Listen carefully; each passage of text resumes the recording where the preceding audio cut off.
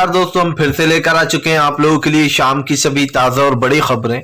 फटाफट अंदाज में एक एक कर बताएंगे आपको आज देश और दुनिया से क्या बड़ी खबरें निकलकर सामने आ रही हैं। लेकिन उससे पहले दोस्तों एक नजर डालेंगे सुर्खियों पर। प्रधानमंत्री नरेंद्र मोदी के ऊपर गरजी ममता बनर्जी, बोले फिलहाल बॉलीवुड स्टारों को टारगेट कर रही बीजेपी। जी हां, भगवा रंग को बीच में लाकर। वहीं पर अगली बड़ी खबर में हम आपको बताएंगे दोस्तों, दरअसल आपको बताते चले हैं भारतीय जनता पार्टी के ऊपर जमकर गरजे राहुल गांधी, बोले देश की सुरक्षा के साथ खिलवाड़ कर रही है बीजेपी। चीन लगातार सीमाओं में घुस रहा, भारतीय जनता पार्टी चुप। वहीं पर अगली बिग ब्रेकिंग में हम आपको बताएंगे दोस्तों, फंस गई स्मृति ईरानी। जी हां, टीएमसी सांसद ने शेयर की स्मृति ईरानी की भगवा बिकनी में फोटो, मचा हड़कंप। इसके बारे में भी बताएंगे। वहीं पर अगली बड़ी खबर में हम आपको बताएंगे दोस्तों, पाकिस्तान ने फिर दी पीएम नरेंद्र मोदी भारत को धमकी। शाजिया ने बोले फिलहाल हमने एटम बम रखने को नहीं बनाया। इसके बारे में आपको बताएंगे। वहीं पर अगली बड़ी खबर में हम आपको बताएंगे अखिलेश यादव का बीजेपी के ऊपर बड़ा हमला, बोले यूसीसी, जी हां, यूसीसी का करेंगे जमकर विरोध, नहीं लागू होने देंगे यूनिफॉर्म सिविल कोड। वहीं पर अगली बड़ी खबर में हम आपको बताएंगे दोस्तों, दरअसल आपको बताते चले भूपेश बघेल ने बीजेपी को घेरा, बोले फिलहाल सरकार राजनीति ना करे, जवाब दे चीन के मुद्दे पर बोल क्यों नहीं रही है सरकार। वहीं पर अगली बड़ी खबर में हम आपको बताएंगे दोस्तों, जी दरअसल आपको बताते चले हरियाणा के उप मुख्यमंत्री का विवादित बयान, बोले फिलहाल विपक्ष पाकिस्तान की भाषा बोलता है। इसके बारे में आपको बताएंगे। वहीं पर अगली बड़ी खबर में हम आपको बताएंगे दोस्तों, जी दरअसल आपको बताते चले एनसीपी नेता का दोस्तों बड़ा दावा, बोले फिलहाल जल्द ही शीतकालीन सत्र के बाद गिर जाएगी शिंदे सरकार। 3 विधायक संपर्क में बताया जा रहा है। वहीं पर अगली बड़ी खबर में हम आपको बताएंगे दोस्तों, एनडीटीवी से जाने के बाद रविश कुमार सर का बीजेपी के ऊपर बड़ा हमला, बोले मेरी पत्रकारिता 2024 पर आधारित होती, जो पूरे साल मैंने बताया वो मैं 2023 में फिर से शुरू करता 2024 की रणनीति में, इसीलिए मुझे निकलवाया है। यानी कि जानबूझकर वो चैनल खरीदा गया है। तो सारी खबरें फटाफट अंदाज में देंगे, एक एक कर देंगे।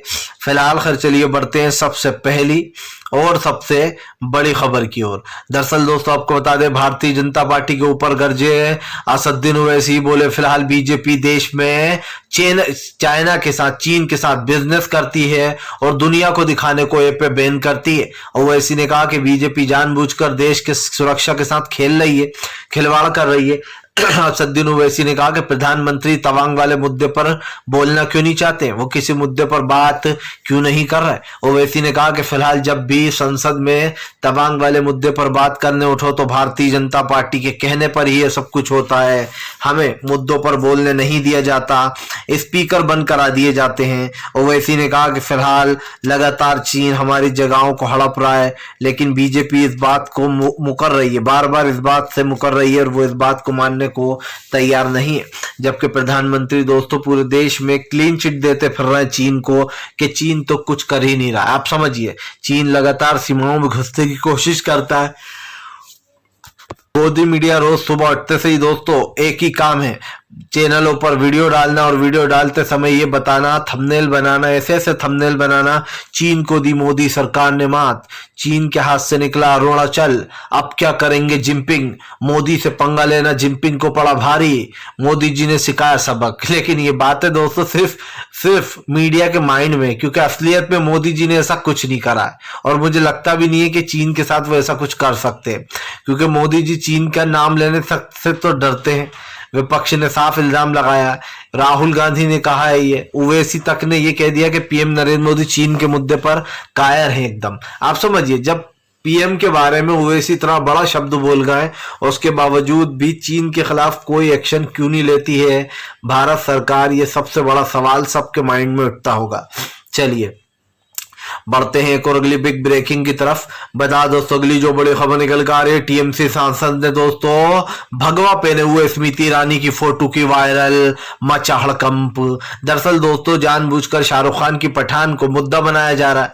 जब आपको बता दें लगभग 1-2 साल पहले से ही लोगों ने ये प्लान बना लिया था कि शाहरुख खान की पठान को बायकॉट करना है, और यही कारण दोस्तों जो बायकॉट गैंग है वो एक्टिव हो गई। दरअसल जब इनको दोस्तों पठान में कुछ दिखा था नहीं, तो इन्होंने एक बिकनी को निशाना बनाया। बेशरम जो गाना आया है दोस्तों, इन्होंने सोचा कि अब क्या ढूंढे, कुछ मिल नहीं रहा, चलो इस बिकनी को ही पकड़ते हैं और कह देते हैं ये ऑरेंज रंग नहीं, ये तो भगवा रंग का अपमान किया जा रहा है। अब दोस्तों इन गधों को, इन बेवकूफों को ये नहीं पता कि इससे पहले 1000 लोग ऐसे कपड़े पहन चुके हैं और उसी कलर के पहन चुके हैं, तब इन लोगों ने कोई विरोध नहीं किया। जो सोशल मीडिया के बेवकूफ हैं दोस्तों, आज वो विरोध कर रहे हैं। आप समझिए, पठान मूवी में जब कुछ नहीं मिला तो सिर्फ एक बिकनी को निशाना बनाया गया। आपको बता दें, अब टीएमसी सांसद जो है दोस्तों, उन्होंने स्मृति ईरानी की तस्वीर शेयर की है। उन्होंने कहा कि 1998 की स्मृति ईरानी है, जो कि बाकायदा दोस्तों फैशन शो करती हुई नजर आ रही हैं, यानी कि वहां पर रैंप वॉक कर रही हूँ। बेसिकली वो जो भी बनी थी मिस यूनिवर्स वगैरह जो भी थी, वो यहाँ पर जो है वो रैंप पर चल रही हैं।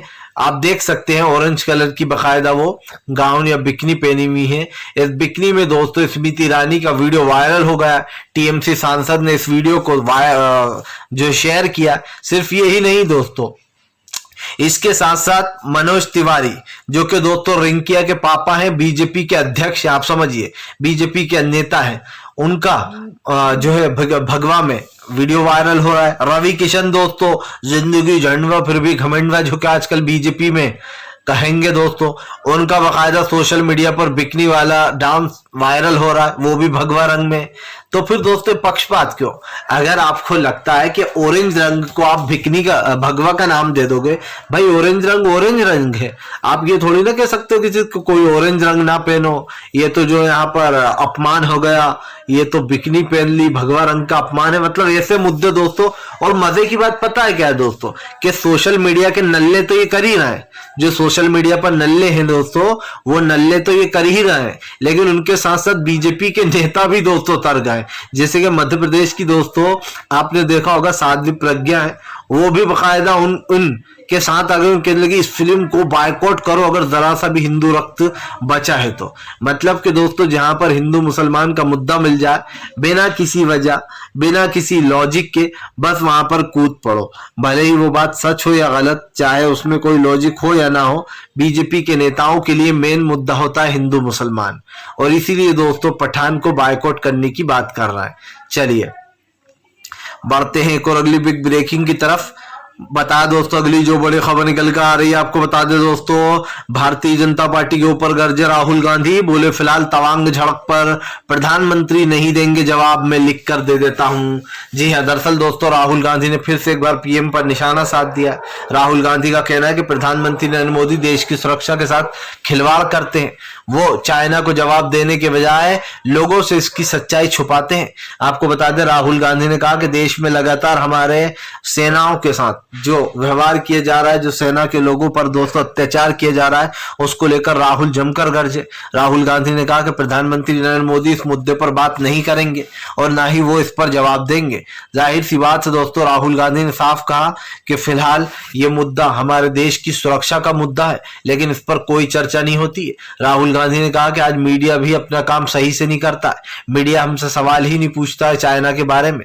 जाहिर सी बात है दोस्तों, तवांग में जो झड़प हुई है वो एक बड़ा मुद्दा बन चुका है, लेकिन इस मुद्दे पर कोई बात नहीं करी जा रही है। राहुल गांधी ने पीएम नरेंद्र मोदी पर निशाना साधते हुए कहा कि आज देश में महंगाई, गरीबी और बेरोजगारी जैसे मुद्दे चरम सीमा पर हैं, लेकिन इन मुद्दों को गायब किया जा रहा है, इन मुद्दों पर बात नहीं की जाती। राहुल ने कहा कि क्या ये देश के बड़े मुद्दे नहीं है? क्या देश में बेरोजगारी, गरीबी जिससे आम आदमी परेशान है, इस सरकार ने जो वादे किए थे सब कुछ उसके विपरीत किया। आपको बता दोस्तों, बीजेपी ने आए दिन ये वादे करती थी कि भैया हम तो महंगाई कम कर देंगे, गरीबी को हटा देंगे, और तमाम तरीके के वादे दोस्तों जिसकी आपने कल्पना भी नहीं की होगी।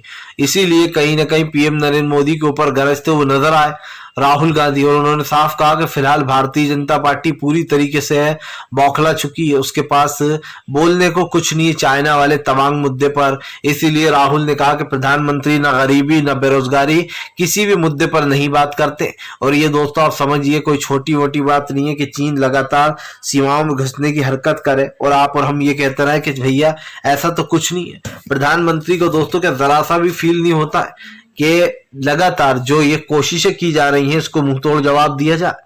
हमारे यहाँ से तो कोई चाइना में नहीं घुस रहा, ना उनकी बॉर्डर में जा रहा, लेकिन चाइना ही लगातार हमारे भारत की जगह को दोस्तों कब्जाने की कोशिश कर रहा है।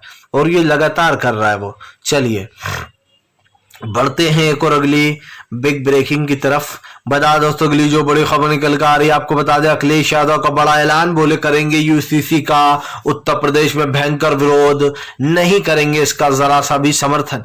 दरअसल दोस्तों आपको बता दें जल्द अखिलेश यादव ने ऐलान कर दिया है कि वे यूनिफॉर्म सिविल कोड का विरोध करेंगे उत्तर प्रदेश में और भयंकर तरीके से करेंगे। आपको बता दें अखिलेश यादव ने कहा कि फिलहाल इसको हम किसी भी तरीके लागू नहीं होने देंगे। दरअसल दोस्तों आपको बता दें यूनिफॉर्म सिविल कोड को लेकर घमासान मचा हुआ है, जहां एक तरफ यूनिफॉर्म सिविल कोड को लेकर खास कर जो अलग अलग धर्म है वो मोदी सरकार का विरोध कर रहा है कि फिलहाल हम ये सब कुछ नहीं होने देंगे।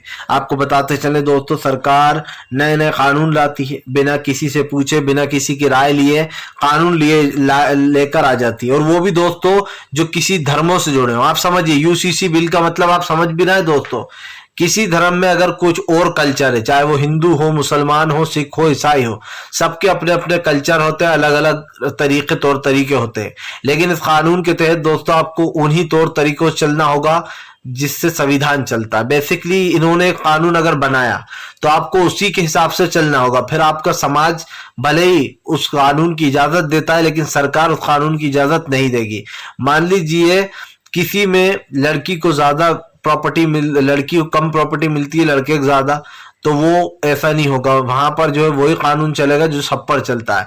मान लीजिए आपके धर्म में आप 5 शादी कर सकते हो, 6 कर सकते हो, 7 कर सकते हो, लेकिन अगर आपके ऊपर कोई एक्शन ले लिया गया, मतलब इस कानून अगर ये लागू हुआ तो फिर आपको भी सारे धर्मों की तरह एक ही शादी करना है। खैर ये चीजें तो लॉजिक वाली हैं, अच्छी हैं, इसमें कोई बुराई नहीं है, लेकिन जो दूसरी चीजें दोस्तों जो धर्म से जुड़ी हुई हैं उसमें काफी बवाल होगा कि सरकार हर चीज में हस्तक्षेप करेगी। तो कहीं ना कहीं सरकार पूरी तरीके से घिर चुकी है इस बिल को लेकर। चलिए बढ़ते हैं एक और अगली बिग ब्रेकिंग की तरफ। बता दोस्तों अगली जो बड़ी खबर निकल कर आ रही है, आपको बताते चले दोस्तों रविश कुमार का बड़ा ऐलान, बोले 2024 से डरकर सरकार ने एनडीटीवी को सौंपा, एनडीटीवी को खरीदा अडानी ने, क्योंकि 2024 में सारा कट्टा चिट्टा खुल जाता मेरे न्यूज चैनल पर। दरअसल दोस्तों पहली बार अजीत अंजुम से बात करते हुए रविश कुमार सर ने अपने दिल की बात बताई। रविश कुमार सर ने बताया कि कैसे 2024 में वो जो उन्होंने इतने साल न्यूज़ें चलाई हैं, पूरे 4 साल, उन न्यूज़ों को दोस्तों फिर से दोहराया जाता। और आपको बता दें 2023 से ये जो मामला शुरू होता तो 2024 तक की न्यूज़ को रविश कुमार चलाते। रविश कुमार सर ने कहा कि इसीलिए बीजेपी ने डरकर हमें निकलवाया है। हालांकि रविश कुमार ने कहा कि मैंने खुद ने इस्तीफा उन्होंने दिया है क्योंकि दोस्तों उनको निकालने को नहीं बोला था।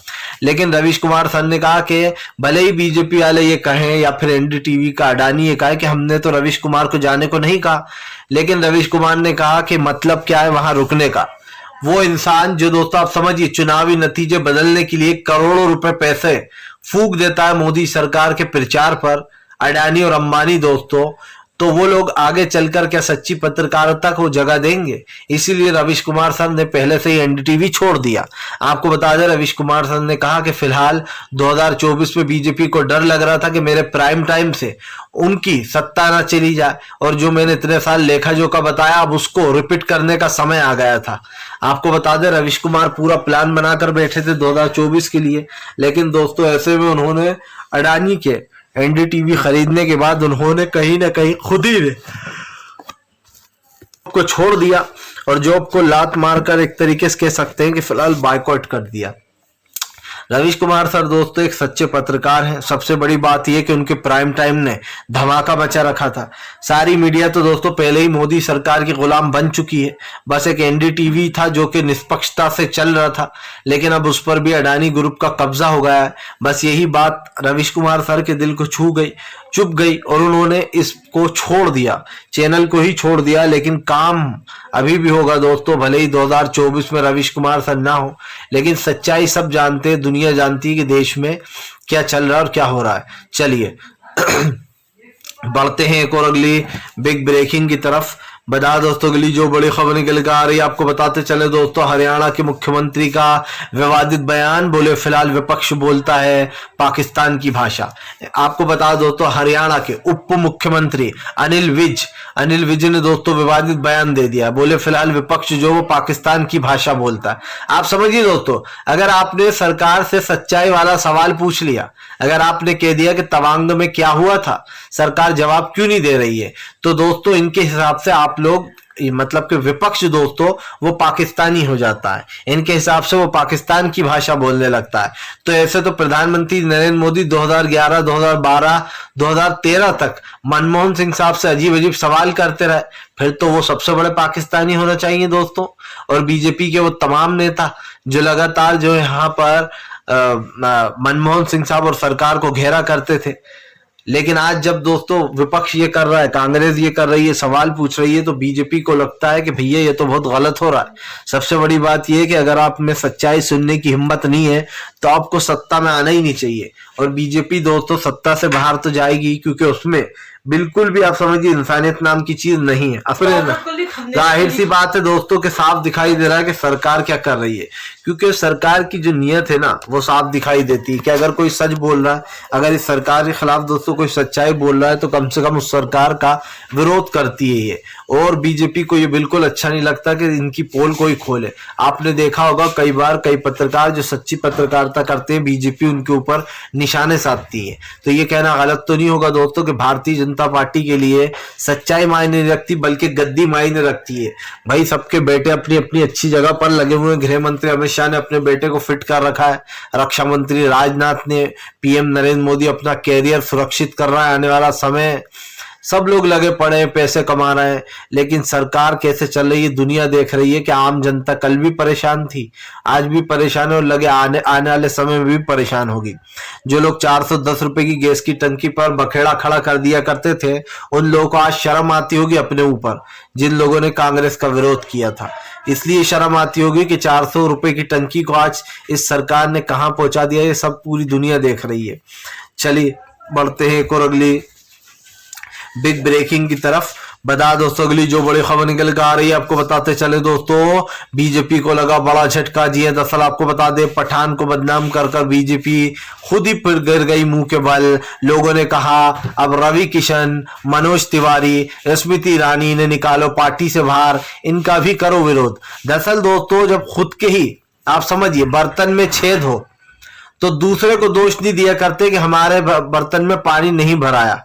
समझिए जब खुद के बर्तन में ही छेद हो दोस्तों तो दूसरे को जिम्मेदार नहीं ठहराते।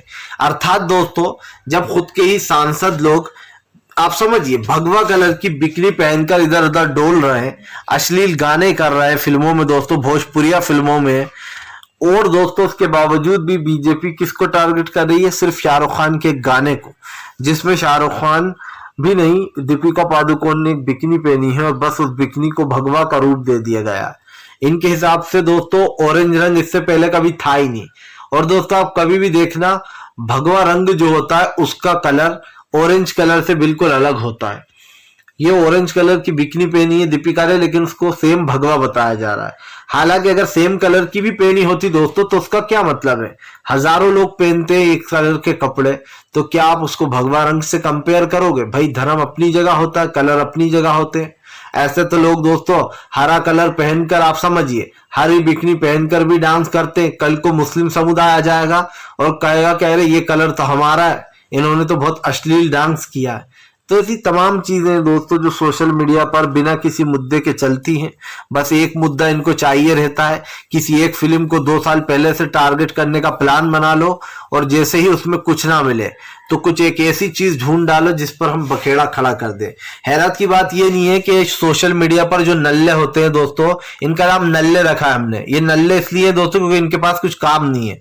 बीजेपी इन्हें काम देती है 2 रुपए ट्वीट करने का, ये बस उसमें ही अपनी नल्लागिरी दिखाते हैं। हैरत की बात यह है कि इसमें समझदार बीजेपी के नेता भी आ जाते हैं जिनके ऊपर हंसी भी आना चाहिए और वो भी होना चाहिए दोस्तों कि इन लोगों को राजनीति में ले कौन आता है। फिलहाल वीडियो अच्छा लगे तो लाइक करें, चैनल पर पहली बार आए सब्सक्राइब जरूर करें ताकि आगे भी ऐसी वीडियोस आपको